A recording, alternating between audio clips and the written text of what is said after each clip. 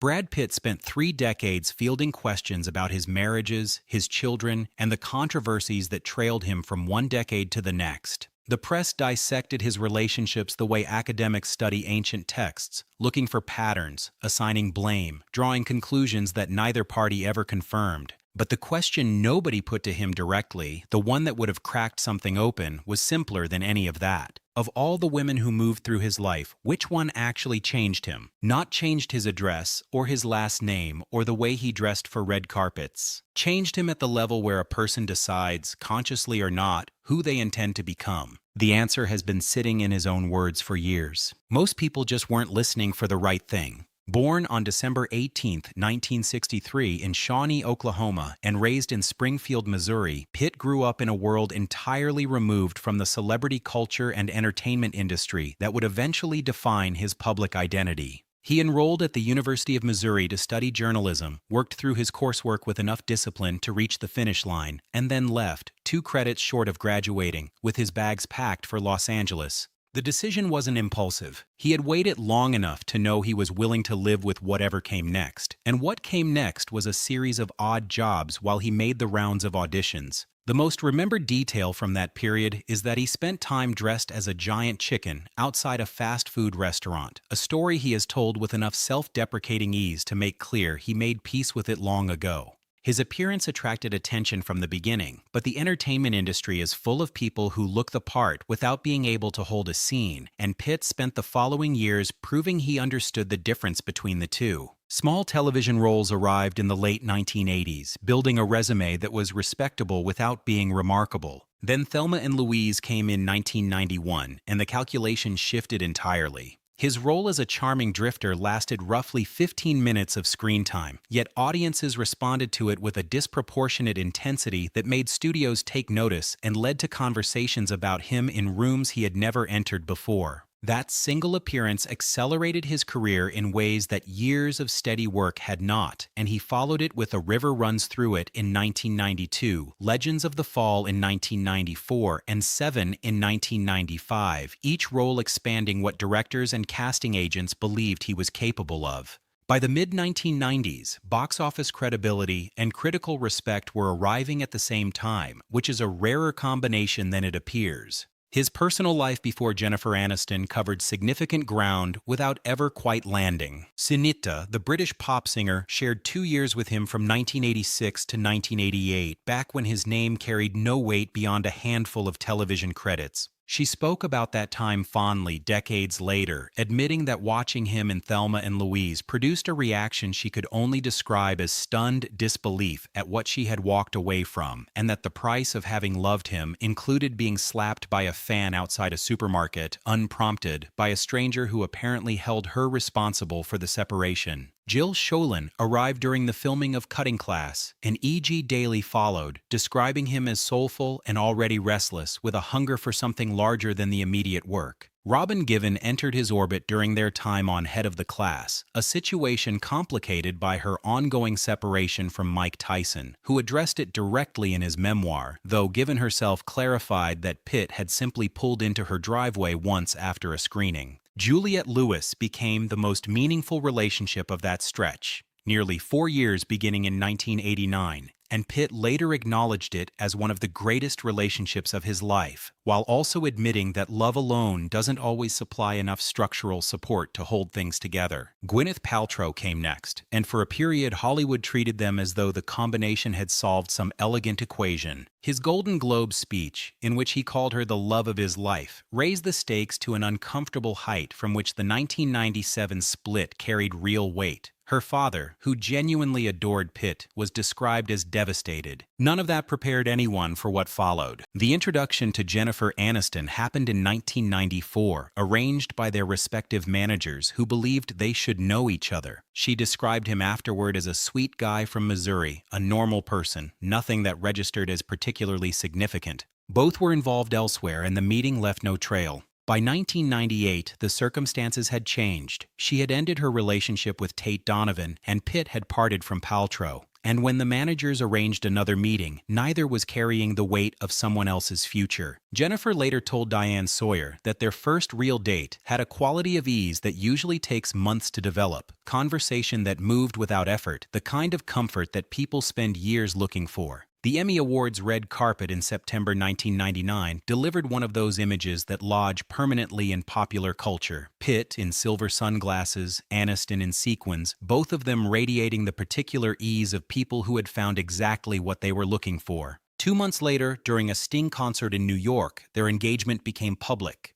The ring, designed with jeweler Silvia Damiani, reportedly occupied Pitt for 7 months before he considered it finished, a detail that says something specific about how he approached things that mattered. The wedding took place on July 29, 2000, in Malibu, with 200 guests, 50,000 flowers, a gospel choir, and fireworks over the California coast. Her father walked her down the aisle and said afterward only that she looked beautiful, which covered everything that needed covering. The marriage also produced Plan B Entertainment, the production company they built together that grew into one of the genuinely respected names in modern filmmaking, a professional legacy that outlasted the personal one. In 2001, Pitt made an appearance on Friends, Aniston's long-running television series, playing a character who happened to dislike her character, which struck people as either ironic or entirely planned. Their appearances together carried a warmth that read as real rather than performed, the ease of two people who actually knew each other. The fractures came without announcement. A 2003 W magazine interview caught Jennifer in a moment of unexpected candor. When the interviewer described Brad as the love of her life, she paused and drew a distinction. "He's certainly a big love in my life," she said, and careful readers noticed the difference in that phrasing. A year later, she spoke openly about wanting children, describing it as something she felt ready for. Then January 2005 brought the joint statement, composed, mutual in language, requesting privacy, carrying the formality of a legal document dressed as a personal one. The divorce filing came in March, citing irreconcilable differences, and was finalized in October.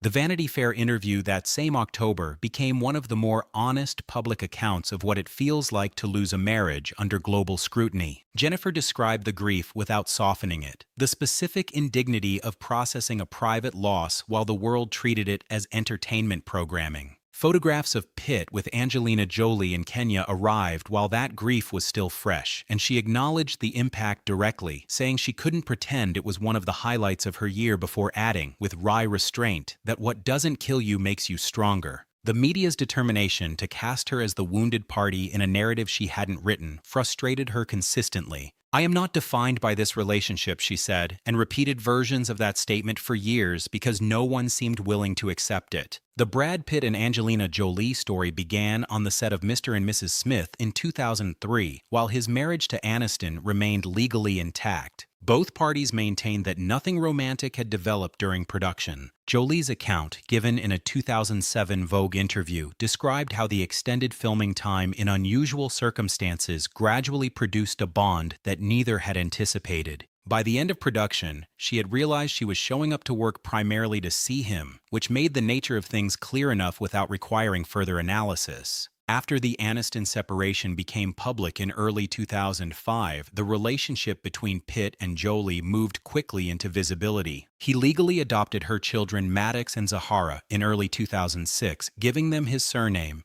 Their daughter Shiloh arrived in May 2006, born in Namibia amid extraordinary global media attention. Son Pax came through adoption from Vietnam in 2007, and twins Knox and Vivian were born on July 12, 2008, completing a family of 6 children. The engagement announcement in April 2012 came after years of speculation, reportedly driven in part by the children themselves, who had been asking for a wedding. The ring carried an estimated value of close to $1 million. On August 23, 2014, the ceremony took place at Château Miraval in France. Jolie walked the aisle in a gown stitched with drawings her children had made, and the children helped write the vows. Their film By the Sea, released the following year, depicted a marriage under severe strain, and at the time it seemed like artistic ambition rather than autobiography. Angelina Jolie filed for divorce on September 20, 2016, citing the health of the family. Pitt's statement said he was very saddened and asked that the children be kept clear of the public response. Reports of a confrontation on a private plane prompted investigations by Child Protective Services and the FBI, neither of which produced findings of abuse or criminal conduct. A judge declared them legally single in April 2019, but financial disputes and custody arrangements extended into 2024. Chateau Miraval, the vineyard where they married and built a life, remained a contested legal matter even after everything else had resolved.